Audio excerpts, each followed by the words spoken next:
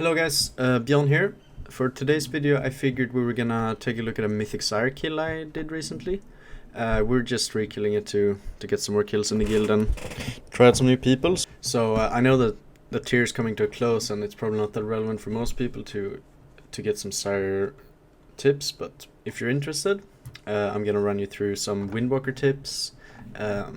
Also just the fight in general from a DPS perspective. What can you do? Where can you optimize the damage? Where your log's gonna come from? How to never die, and also how to play phase 3 from a melee perspective can be pretty hard sometimes. So I'm gonna run you through that as well. Yeah, let's just get straight into it, I guess. The Windwalker pull is pretty interesting actually. I feel like there's a lot of optimization to be done there. Sometimes if you just like fuck up the pull, you're gonna look like a retard. There's no damage to be had. There's just way too many uncapped classes in the game. But if you play the pull right on Windwalker, you can stay competitive in phase 1 for sure. You're probably one of the better classes. If we're looking at a pull timer, you can see I've already precast Expel Harm. So this is the standard Windwalker opener. You're just like precasting Expel Harm to make sure that you have enough Chi. When you're going into a pull, you're gonna get all of your Chi stripped but one, right? So there's only the possibility to have one Chi going into the pull.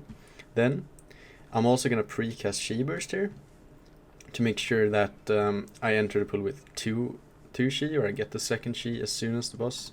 You can see here I have one Chi as soon as the pull goes off. Then my Chi burst is gonna hit the boss. I'm gonna get another Chi.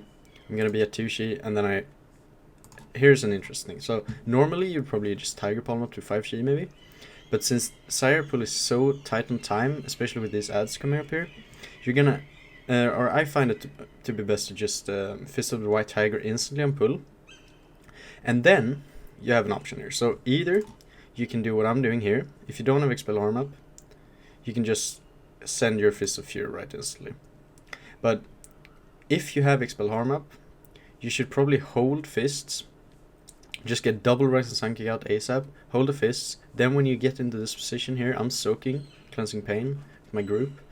And this position can sometimes be out of melee range from the boss, right? So this can be a little bit dicey. I found it to be just best to just fists in this position here, and then you can Tiger Palm the boss again when the cast goes off, and you're gonna be at like 3 or 4 Chi going into the ad window. So that feels pretty good. Here, I'm not doing that, I'm just Fist of Furying first, but it's not the big deal. You can see I'm 3 Chi here, I'm spinning, I'm fucking Whirling Dragon Punching, I'm spinning again, and that's how you're probably gonna deal the most damage to these ads, right?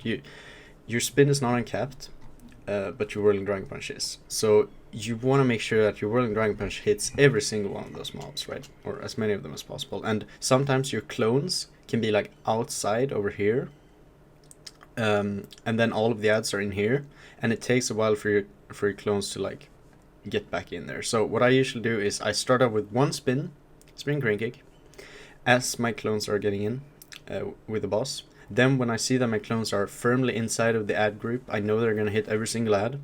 Then I use Whirling Dragon Punch, and this like usually happens. It's just like one global for spin crane kick. The next global is instantly Whirling Dragon Punch, or almost instantly, and then you're gonna follow that up with another whirling or spin crane kick afterwards to clip the last ads.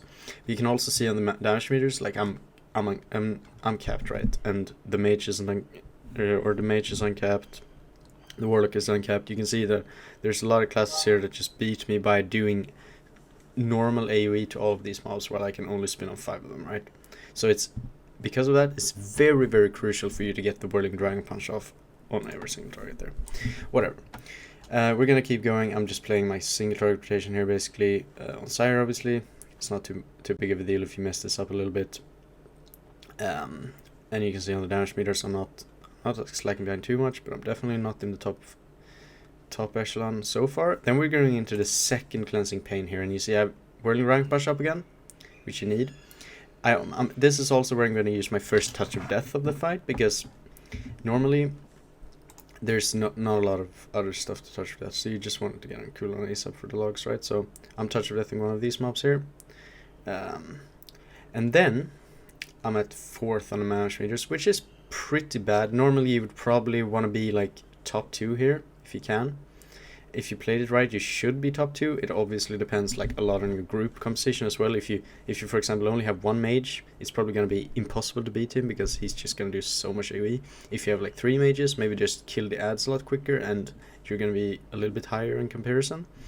But yeah, it depends a lot on your group. You can see here we get a lot of adds again. I did use the exact same setup there, just spin Whirling Dragon Punch into spin. It works for every single ad spawn. That's what you're going to do on every single ad spawn. Of course, some of them are only going to be like 2 ads or 1 ad, in which case you're not going to do any damage, but it's still good practice. It's still probably the biggest amount of DPS you can squeeze out, except like Fists of Fury with the recent buffs might be pretty good as well. You can experiment with that a little if you want.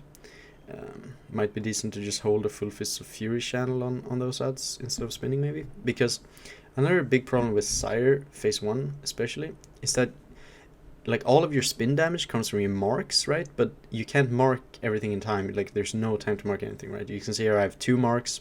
As soon as the next ads are gonna come out here, you can see my mark drops. So I just have 1 mark going into this. And sure, I could like Tiger Palm something here and get another mark, but if you play like this is from like we have 200 pulls on this boss. I'm too lazy to just like mark fucking for just a minuscule amount of DPS increase. And since the marks always fall off before the next ads anyway, there's no real like point of fucking marking furiously in my opinion. But of course you're gonna do more damage with more marks. Now, phase 1 is pretty straightforward. In terms of defensives in phase 1, you pretty much just wanna make sure that for every blood price you have your clone down or your transcendence down, so you can transfer back to that immediately in the air, and that's going to save you pretty much a global or 2 every single blood price, and also you're going to take less damage. And also the blood price is pretty much the biggest damage taken you're going to take throughout this entire fight, so you should probably karma and diffuse magic rotate through every single blood price in my opinion. Then here, this is actually pretty much the most important part of the fight in terms of your logs and your DPS outside of the pull.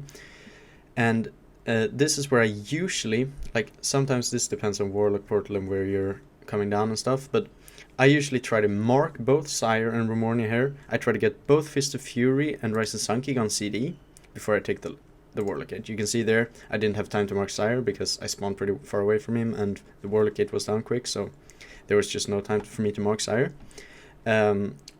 So now I only have 1 mark in Remornia, but you see, I'm going to try to mark up Sire and this ad as well so I can get some more marks. And this is where I have, this is a really good setup here, right? You see, I have 4 chi, which is fine. I have both Fist of Fury and Rise of Sun King on CD, so I can instantly Whirling Dragon Punch here when Sire and Remornia gets over. And I also put here, I haven't done it yet, but I'm probably going to put right here, and pop all my CDs here. And I'm just going to try to nuke, I'm not even going to try to nuke this ad, I'm just going to try to like AoE as much as possible here for boss damage, right? So this is another, like, I'm not 100% sure what the best way to play this thing is. If you just want to like spin indefinitely with all of your chi, it's probably some combination of like blackout kicking, like obviously you want to Rise of Sun Kick on CD since you're in cooldowns.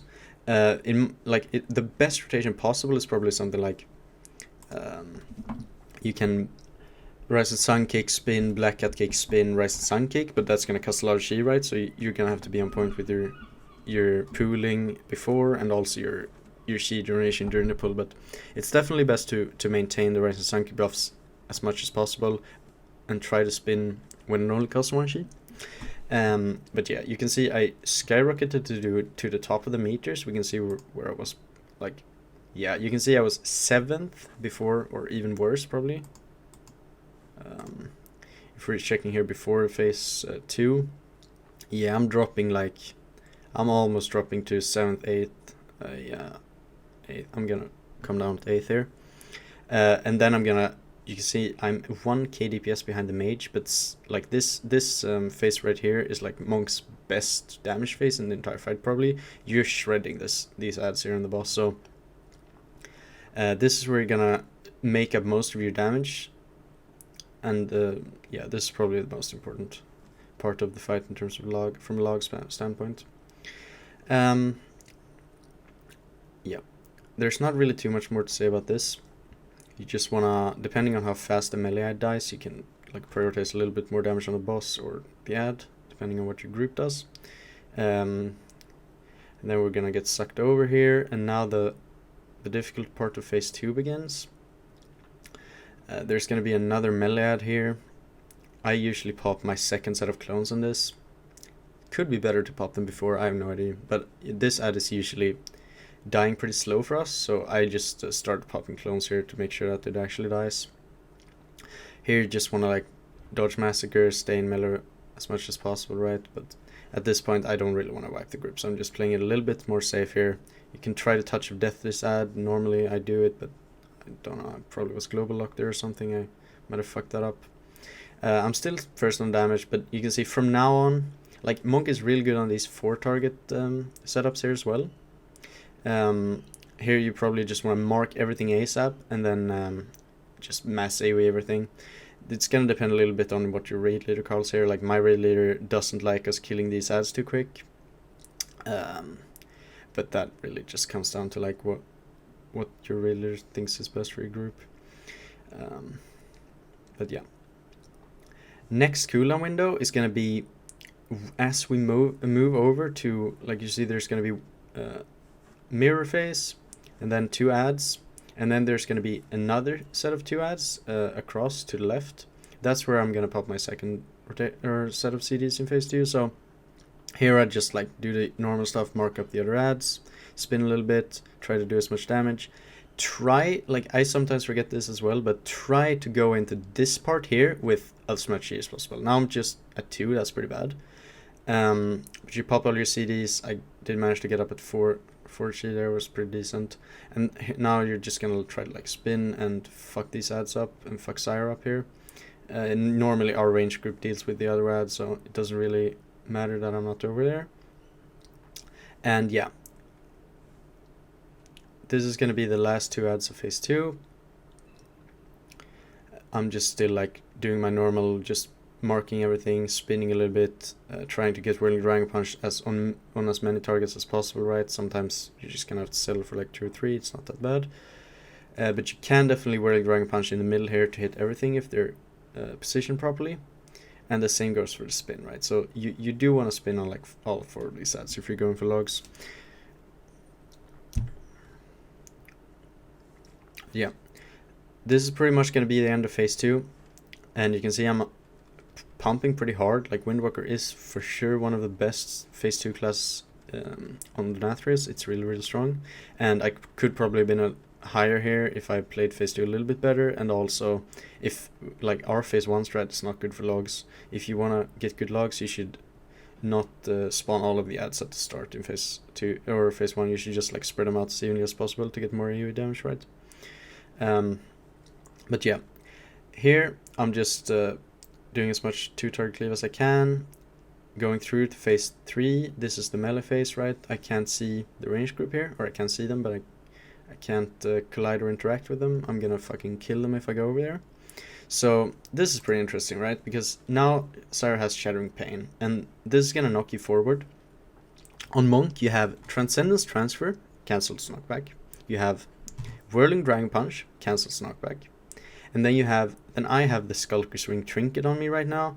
Obviously it's not that great, so you probably have a better trinket by now, but if you do have the Skulker Swing Trinket, you can use that to cancel a SIRE knockback here, which is pretty good actually. So you see there, I fucked up, I didn't even use my Whirling Dragon Punch to cancel a knockback.